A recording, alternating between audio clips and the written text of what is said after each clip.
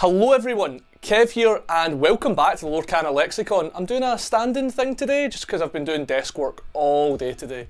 So I had to just get active and I thought recording this video would be a good excuse to do it. There was lots of positive reception to the last video with the math of opening booster boxes. So thank you all for the kind words. And if you haven't seen it and you enjoy interesting maths, go and check it out. It's the last video we posted on the channel. In a few videos now, I've alluded to wanting to discuss the secondary market, and I held off because it's been absolutely wild. Prices have been going up and down. But now that most people who manage to have their pre-orders fulfilled have them, I think now's a good time to discuss how things are panning out with the prices of single cards and sealed products. The prices of single cards during the pre-release period for any card game are always just wild speculation. Mass box openers have to arbitrarily set prices based on what they think will be desirable cards and do a bit of maths to ensure that they're getting their box EV. That's expected value if you aren't down with the lingo. I'll go into what box EV is a little later in the video, so just put a pin in that right now. We will come back to box EV. The difficulty a lot of the price setters had with Lorcana is they weren't sure how people intended to consume this product. Would it be a game dictated by the collector's market, just like Pokemon, where the biggest, shiniest cards are worth the most money regardless of how playable those cards are? Or was the market going to be dictated by competitive players where only the most powerful cards would demand a premium price? The other difficulty with Lorcana is it's a Disney product. So there's this larger than normal subset of people who just wanted to collect a full set for the sake of owning a binder full of Disney princess cards. That's me, I'm one of them. But due to this uncertainty, the price setters just dialed all the knobs on everything up to 11 on all the cards just to ensure that they didn't misread the market and be taken for a ride by the consumers. Which is what led to the ridiculously high prices we saw on some of the legendaries and enchanted cards pre-sale. Now, I don't want this to turn into an exhaustive list and the price of every card in the set, but I did want to highlight a few cards, discuss how they're trending, and why what we're seeing in the market is actually very encouraging for the game. Okay, box EV. It's a basic principle used to determine the price of single cards on the secondary market. I don't want to get too into the minutiae of it because that could be a whole video on its own, but basically box EV, or expected value, is the average value of singles that you can expect to pull from opening a box. Box EV is fascinating as it can lead to a flooded market or a dried up river with people picking for scraps. Essentially, if cards on the secondary market become so expensive that the price of the contents of the box is expected to exceed the price of selling that individual box, then sellers become encouraged to open up the box and sell the singles instead of selling a sealed product to make more money. The issue here being that if too many people do that, they're all chasing a quick buck, and they all crack boxes, the market becomes flooded and the prices tank, which is what I think we saw here with Lorcana because the initial prices were so expensive, so people just cracked boxes and rushed to throw them out of the secondary market. However, if the opposite is true and the secondary market prices are all very low, sellers are discouraged from opening boxes because they can get more money from selling a sealed product. And what that means is the secondary market supply base is very poor and low, and that drives prices up because there's not as many going around to sell, which then hopefully encourages people to open boxes as the prices of the cards come up. So basically, the ideal situation is the EV for a box is around the same as a sealed box in its price, or realistically just a little bit under. Right, okay, let's start talking about the card. So when Enchanted cards were announced, they hit the market like a dozen extended foil Charizards all at once, just wading in, and we saw all these ridiculously high prices coming out as soon as they were announced. However, I'm sure you've seen that as the product's been getting opened, these cards turned out to not be as difficult to find as we'd initially worried. I've seen over a dozen opened in my local store alone. So if we take a look at Belle and Elsa Enchanted cards here for example, we'll see that both cards tanked hard after people started opening the boxes and the market became, I don't want to say flooded, but the cards became more available. Elsa has managed to bounce back, while Belle hasn't after that initial drop-off. This says a lot more about the collectability of Elsa than it is a slight at Belle.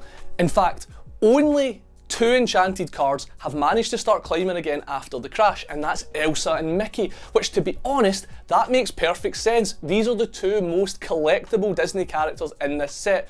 People want their Mickey Mouse cards, people want their Frozen cards.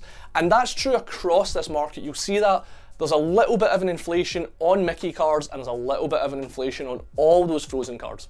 So like we're seeing here, most of the Enchanted cards are now sitting around the $100, $200 mark, which I think is perfectly healthy. For a chase card that only shows up in 1 in every 3 or 4 boxes, that means it's adding around $30 to $50 to the EV of a box.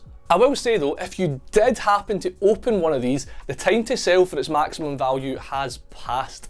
And my advice to you would be, either just enjoy owning one of these awesome collectibles, or if you do want to try and make some money off it, I would get it graded now, stick it in a drawer, forget about it for a few years, and hope that they age like a first edition Pokemon card.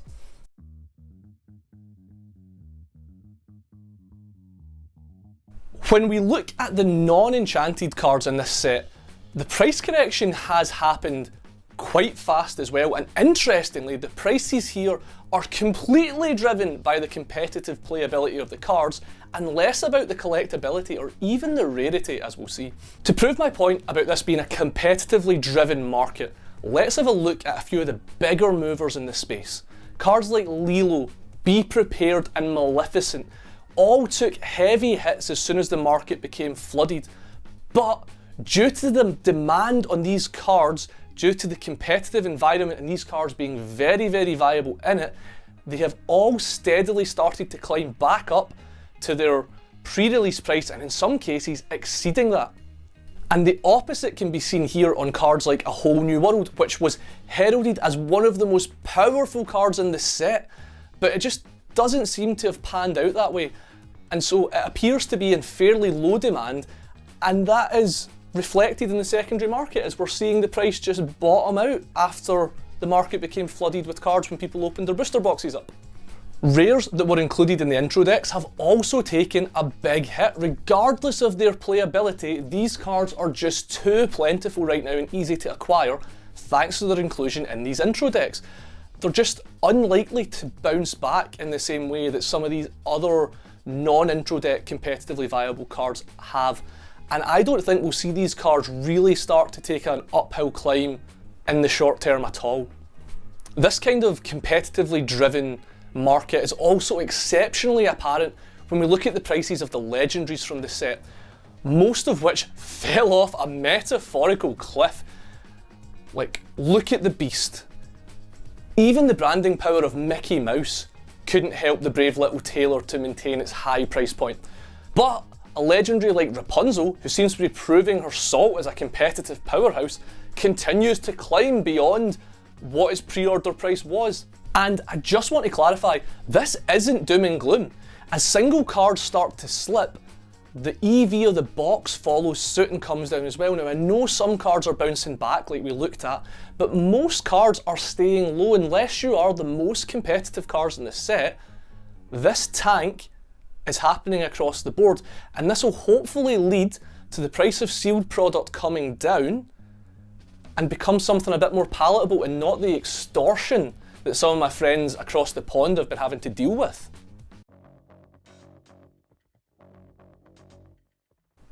Now, sealed box pricing right now is a bit weird, as supply everywhere is practically zero, which of course will demand a high price on the secondary market.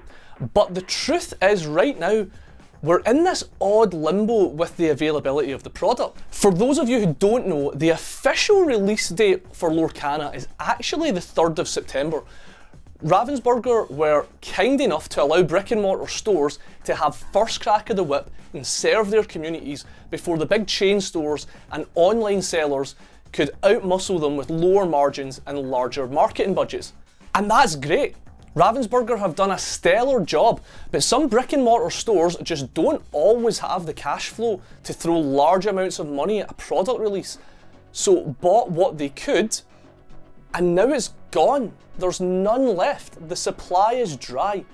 The lack of ability for stores to restock, coupled with the fact that this product was heavily scalped, and the scalpers know that in just over a week they're going to have to fight with Walmart, John Lewis, Argos and every other online seller. So right now we're seeing the scalpers try and dump their product for the highest margin they possibly can before the big boys come in and start selling at RRP and ruin their fun. I really hate scalpers, if you can't tell. So my advice right now would be, do not buy sealed product until the 3rd of September, unless you're buying it from a source you trust, whether that's a friend or your local game store. Because until the 3rd of September, we have no idea how many boxes actually exist. We could see millions of booster boxes enter the market, and you don't want to have paid hundreds of dollars over the market value just to get it a week early, and at the same time lined a scalper's pocket while you did it, because it's them buying this product up that's caused your LGSs to run out of product. Just hang tight, starve them out, because when the chains get them, the scalpers are going to have to lower their prices too, or just sit on them. Stores were basically just not ready for the way Ravensburger were going to supply this product. A lot of stores assumed this was going to be like Magic or Yu-Gi-Oh, where you can always phone up your supplier and be like, yo, can you send me another case of Magic the Gathering cards please? Hey, I need a restock on my Yu-Gi-Oh stuff. This is a Pokemon market. The way this is being supplied is like Pokemon. We're getting one wave and then it's all gone, and stores are going to have to adapt to that. I'm going to do a full video on the supply chain of this product as well, so watch out for that in the future, but I don't really want to go into that until we're closer to set 2. An interesting thing Ravensburger also did is disallow third-party platforms from distributing singles. So while stores can list their singles on their own website and individuals can list their sick pulls up on eBay, third-party resellers are going to have to wait until this general release date of September 3rd. That also means we have no idea what the singles market is going to evolve into. It could just end up a total race to the bottom once people can sell this on secondary platforms. So, while I'm fairly confident we're going to continue to see competitively viable cards demand a high price point, and only the most collectible of Enchanted cards really climb off that floor that they found themselves on, in the short term, we could see another fall off in singles prices when these online stores open and people are able to sell their cards through more available, easily accessible and more trustworthy sources than eBay. Card Market, for example, can't sell Lorcana singles until the 3rd of September, and that is the gold standard for peer-to-peer sales in Europe. Much like the sealed product, I would encourage folk to hold off a few weeks before buying singles if you want to ensure you get the best prices. And that's it. Hopefully you found this rundown interesting. If you would be interested in a deeper dive into the secondary market, maybe in a couple of weeks, or for me to really go into how expected value is calculated, let me know in the comments below. And as always, if you enjoyed the content you saw today, a wee like just goes a long way, and any comments you want to leave, just let me know that you appreciate what I'm doing. And if you enjoyed your visit to Lorcana Lexicon, a little subscribe means you're unlikely to miss any future content. Hopefully I'll see you for the next one.